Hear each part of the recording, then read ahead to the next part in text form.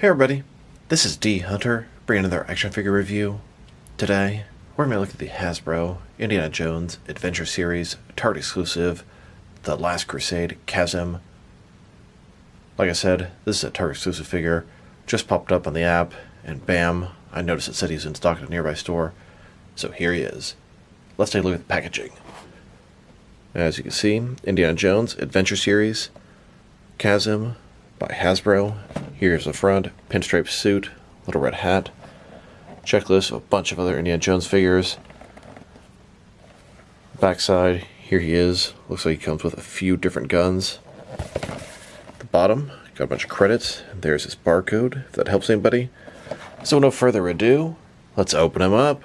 Alright, now that this figure out of the package, here he is with all the accessories laid out. Kazim here comes with 3 different guns.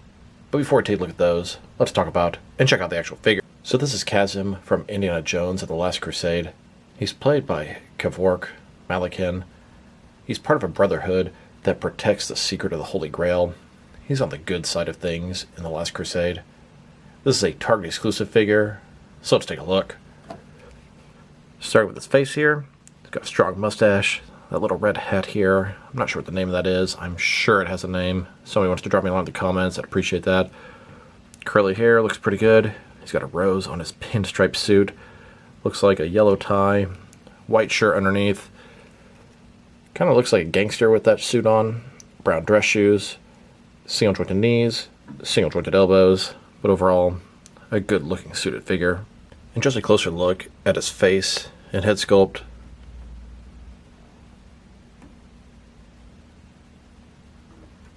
Now let's check out his accessories.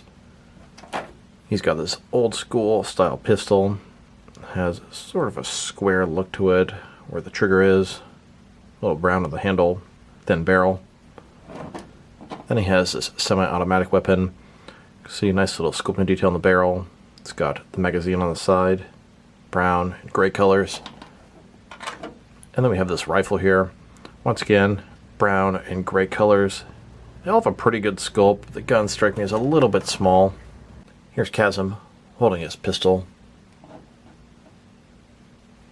And here he is, holding the automatic weapon. And finally, holding his rifle. Now that we've taken a pretty good look at both the figure and his accessories, now let's check out his height.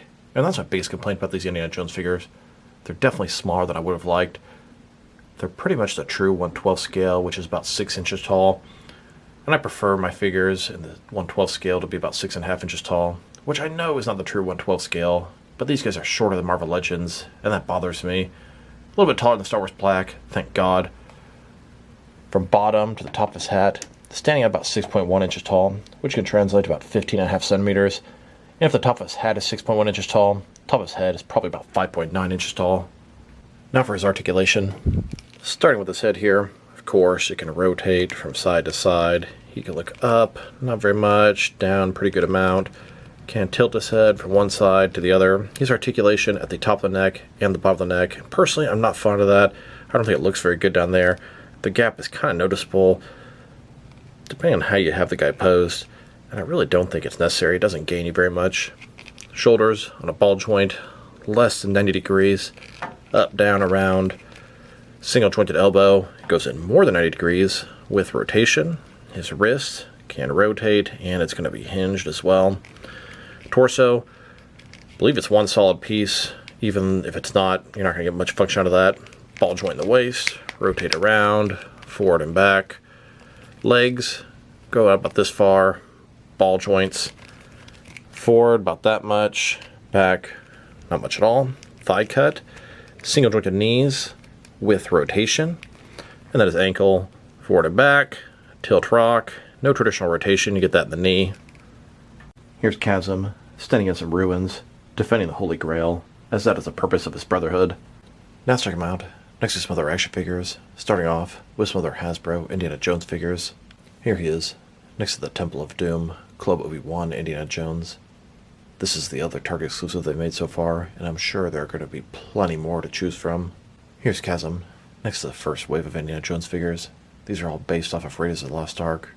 Series 2 is mostly based off Temple of Doom. Here are all the figures they've made so far based off of Raiders of the Lost Ark. I believe there is an upcoming Target exclusive map room Indiana Jones coming. I believe there's also a deluxe Indiana Jones coming with a large version of the idol from the beginning of the film. Here's the only figure they've made from Temple of Doom. Club Obi-Wan Indy. Series 2, I think, has 3 different Temple of Doom figures. And here are all the figures they've made from the last Crusade. I don't think we've actually seen any other ones revealed so far, but you know they're going to make Indy's dad, and hopefully everyone else. I love that they're coming out with more obscure characters like Kazim, or Kazim, however you say it. Looks like they're trying to work on longevity of this line. They didn't start off with the heavy hitters like Indy and his father both. Now let's check him out. Next to some other Hasbro figures. Here he is, next to some Hasbro Star Wars black figures. Now I was really excited when they announced a 6-inch Star Wars line, but the figures themselves, I swear they turn out to be about 5-inch scale. See how much shorter the figures are than him? And yes, I realize Leia and whatever that Asian girl's name is on the right are some of these smaller Star Wars black figures out there.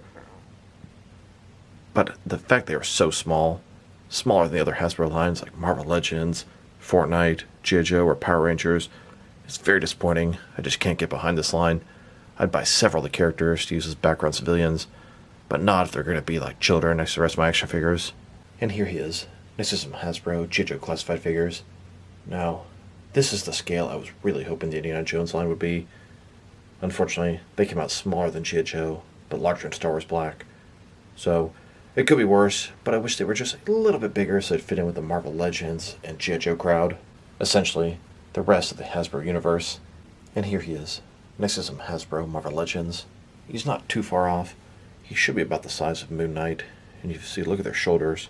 He's definitely smaller. Definitely disappointed with the scale of this line.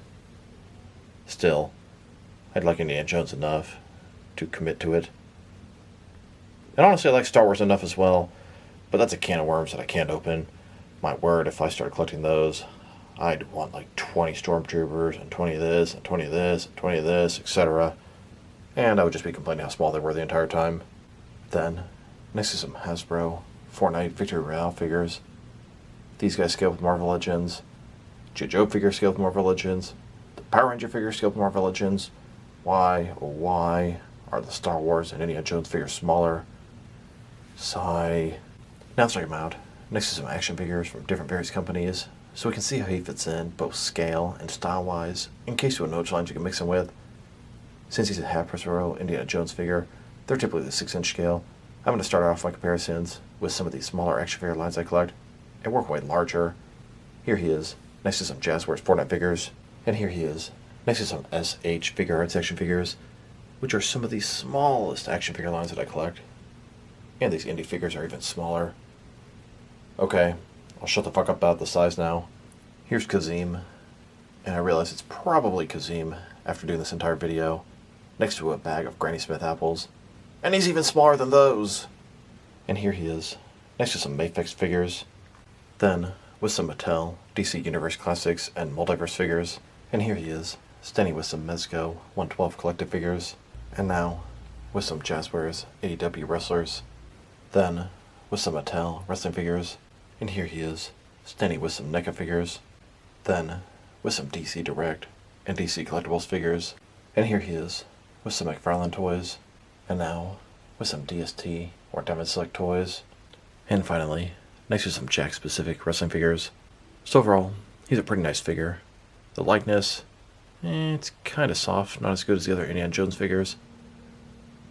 Articulation, it's good, but I'm surprised they went with single-jointed elbows and knees on these figures.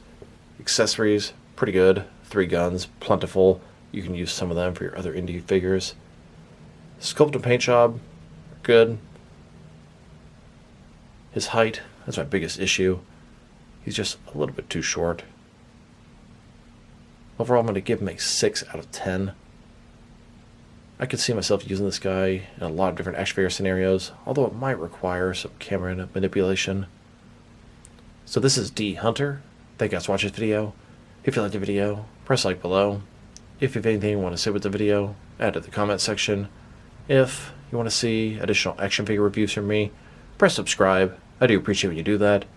Once again, this is D Hunter. Thank you guys for watching this video, and I will talk to you guys real soon.